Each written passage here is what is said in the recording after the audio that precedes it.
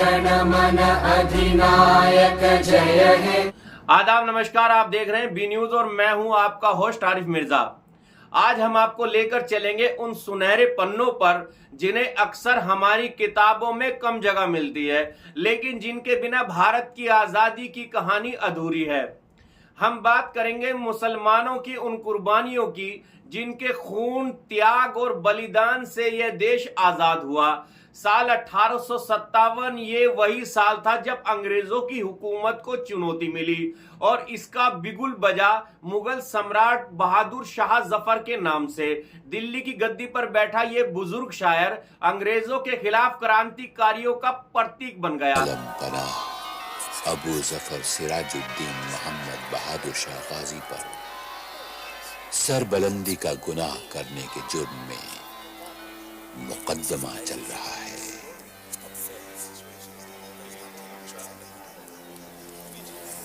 लखनऊ की बेगम हजरत महल ने तो अपने बेटे के लिए नहीं, पूरे हिंदुस्तान के लिए लड़ाई लड़ी। अपने महलों को छोड़कर जंगलों और पहाड़ों को छुपकर लड़ाई जारी रखी। इस पहली जंग में हजारों मुसलमान ने अपने प्राण निछावर कर दिए, लेकिन उनका नाम इतिहास में कहीं खो गया है। आंदोलन में एक ऐसा नाम था जो हिंदू मुस्लिम एकता की मिसाल है। अशफाक उल्लाह खान, राम प्रसाद बिस्मिल के साथी, काकोरी कांड के नायक, जिनका सपना था अंग्रेजी हुकूमत को जड़ से उखाड़ फेंकना।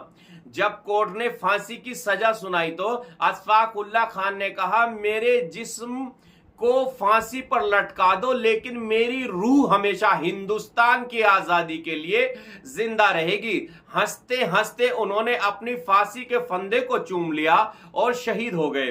आजादी की लड़ाई सिर्फ हथियारों से नहीं, विचारों से भी लड़ी गई थी। मौलाना अब्दुल कलाम आजाद भारतीय राष्ट्रीय कांग्रेस के अध्यक्ष रहे और हिंदू मुस्लिम एकता के सबसे बड़े पैरोकार के खिलाफत आंदोलन में उन्होंने लाखों लोगों को जोड़ा और महात्मा गांधी के साथ असहयोग आंदोलन में देश भर में अंग्रेजों के खिलाफ आवाज बुलंद की। उनकी आवाज थी, हम हिंदुस्तानी पहले, हिंदू या मुसलमान बाद में।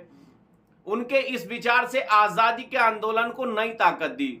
सेल्यूलर जेल, जिसे काला पानी कहा जाता था, यहां हजारों आजादी के दीवाने भेजे गए। मौलाना मोहम्मद अली, मौलाना शौकत अली और ना जाने कितने मुसलमान क्रांतिकारी जिनके नाम इतिहास की किताबों में बहुत कम मिलते हैं। इनकी जिंदगी यातनाओं में बीती, लेकिन उन्होंने हार नहीं मानी।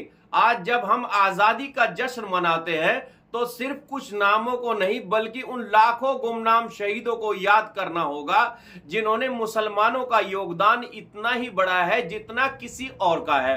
क्योंकि आजादी किसी एक की नहीं है, ये पूरे हिंदुस्तान की है। बी न्यूज की तरफ से मैं आरिफ मिर्जा सभी देशवासियों को स्वतंत्रता दिवस की शुभकामनाएं देता हूं। जय हिंद, जय भारत।